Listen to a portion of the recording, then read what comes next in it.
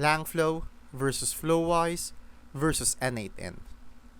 Best AI automation tool.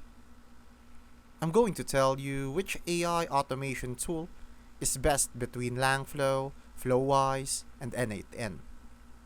Langflow is for building AI workflows visually using LangChain.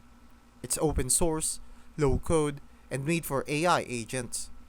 Perfect if you're already working with LLMs and want tight control without starting from scratch. Flowise is similar, also open source and visual, but it's more lightweight and beginner friendly. If you want to spin up agents fast without heavy dev work, Flowise is the better option. Then there is N8N.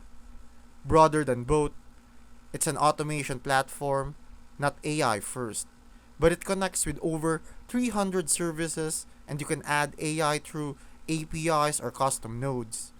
So it's great if you're building a bigger system and AI is just a part of it.